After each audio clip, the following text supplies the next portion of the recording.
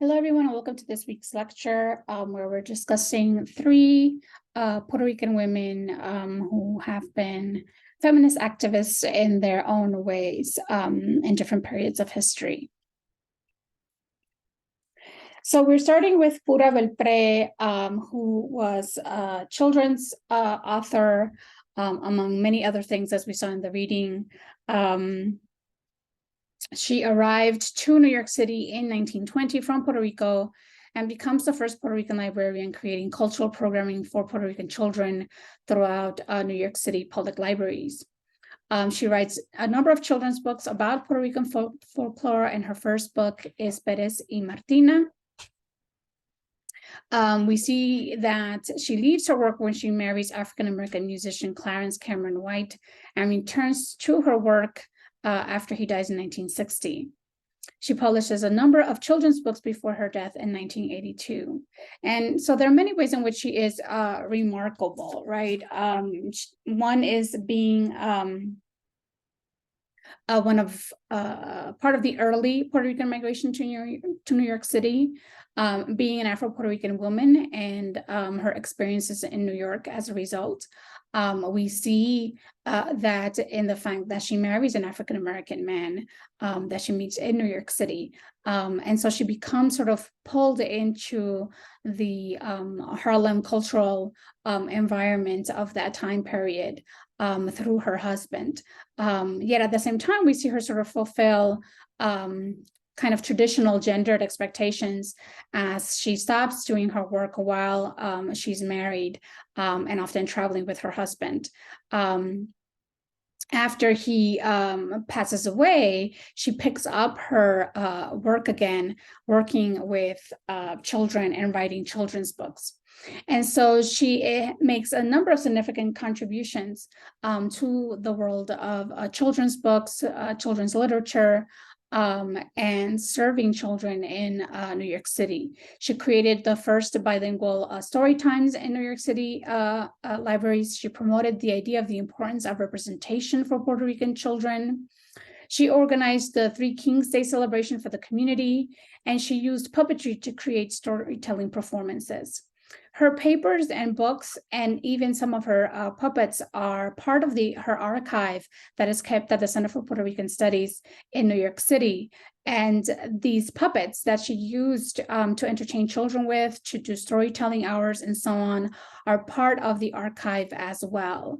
And she was really one of the earliest proponents about the idea that representation matters. And as we saw in the reading, part of her experience was going into the libraries looking for books representing Puerto Rican stories and not finding any, right? And so this becomes her inspiration to write these stories and share some of the folklore that she had grown up with in Puerto Rico. Part of her legacy has become and has been recognized by the Pura Belpré Award, which is now an award of the American Library Association that has become one of the prestigious awards to receive by Latino children's book authors and illustrators. It recognizes Latinx children's authors and illustrators, or is giving to both authors and those who illustrate these books. And we have also seen an increase in scholarship and books inspired by her life, recognizing how important her work was. So what you see in the images here is one at the top is the book cover to a children's book that focuses on her life story. And what you see on the bottom left is what the medal looks like that is awarded to different writers. And so what we've seen in more recent years is an explosion or a boom of sorts among Latina children book authors, as well as an increase in young adults literature by Latina authors. And so some examples here are Elizabeth Acevedo, who's an Afro-Dominicana winner of the National Book Award for her debut novel in verse, The Poet X. Erika Sanchez is Mexican-American and was a National Book Award finalist for her debut novel, I Am Not Your Perfect Mexican Daughter. Isabel Quintero, who's also Mexican-American, is the author of My Papi Has a Motorcycle, pictured there, a picture book, and Isabel en Pieces, which is a young adult novel. Nonieka Ramos, who's Puerto Rican, is the author of Disturbed Girls Dictionary. And finally, Celia Perez, who's Cuban and Mexican-American. She's an alum at the University of Florida, and she's also one of my high school friends. A little side note there, is author of the award-winning book for middle grade kids, First Rule of Punk, and has since then published 2 more books that have also received the Pura Belpre Award. So as we can see, is sort of, the legacy of Pura Belpre is really being seen more now as more and more Latino authors are choosing to write specifically for children and young adults. The next woman we read about is Luisa Capetillo, who was raised by liberal parents who educated her at home in Puerto Rico. We saw her having a significant role as a reader at cigar factories. And as we saw in the reading, the cigar factory workers were some of the most liberal workers in the Caribbean, in Latin America, and in the different places where they worked in the United States, including New York and Florida. And so the role of the reader is to essentially read to the workers as they're working, but the kinds of things that they would be read were everything from leftist political treatises from their time period to novels, newspaper articles from around the world. And as they were not only read to, they also engaged in debates and conversations and dialogues about all of these different political issues that were going around the world at the time. And so she had a prominent role as a reader in the cigar factories, and significant that she was trusted with this position, a position that was usually paid by the workers themselves to have as a woman, right? To be from a primarily male-dominated workforce, to be selected as a reader as a woman was significant. She is known for having been arrested for wearing pants as a woman. Again, this is a time period where this was not something that women did. As we saw, she was organized workers in Ybor City in Florida, where the Cuban cigar workers, immigrants, came to in the late 1800s and early 1900s. She also organized workers in New York City, Cuba, and Puerto Rico. She's also known for her feminist anarchist writings and ideas, including free love, sex education, and also critiquing marriage as a form of prostitution. So she was very radical and very unusual for her time period, with these very radical ideas that she had about the role of women, women in sexuality, women in the workplace, the right of women to education, but also being very much tied to organizing workers and the labor, various labor movements in these different places that she went to. And this image just sort of gives you a visual of how the reader was situated in a cigar factory, where you see the many other workers working at their tables, and the reader is sort of sitting atop a table, so reading a newspaper to the workers there. Finally, we have Antonia Pantoja, who grew up living in poverty with her grandparents in Puerto Rico in the 1920s and 1930s.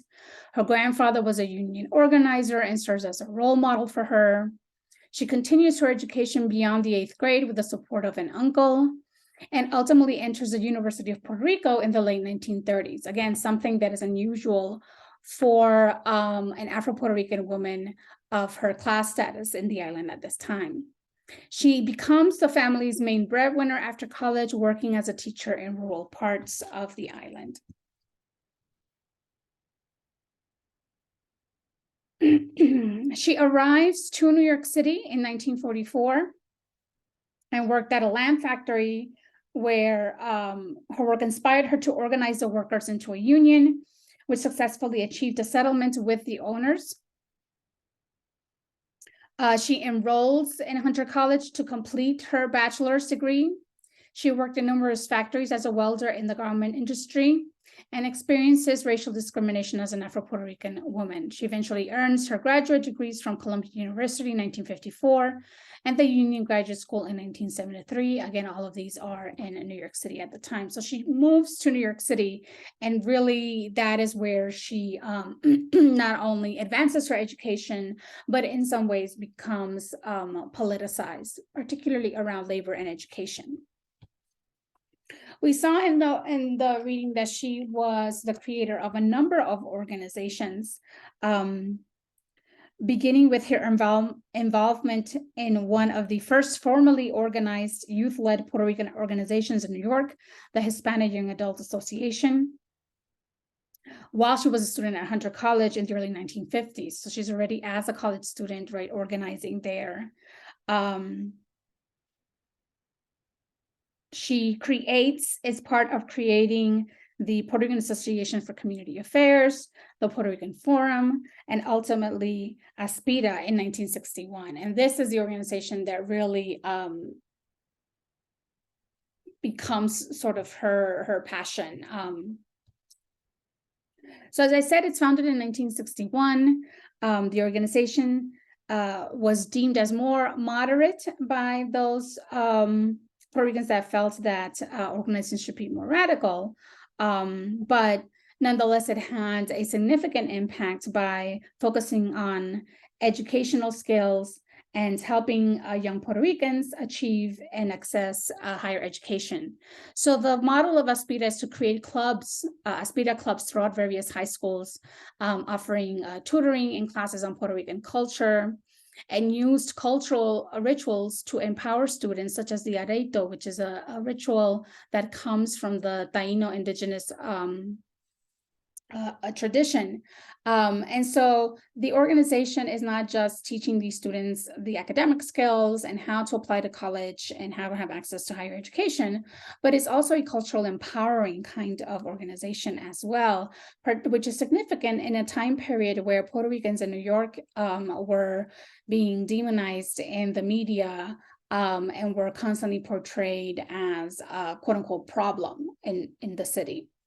One of their major achievements was the ASPIDA consent decree in 1972, which was a class action suit against the largest school system in the nation, the New York City Board of Education, where they claimed that 182,000 Puerto Rican children with limited or no English-speaking ability were denied the rights to an equal education because there was no one in the school system that spoke Spanish, or they did not have access to bilingual education. So essentially, the ASPIDA consent decree guaranteed equal educational opportunities for language minority children and ensured bilingual education as a method of instruction in New York City. Through fundraising, the organization makes connections to the Puerto Rican government, major U.S. foundations, and corporations.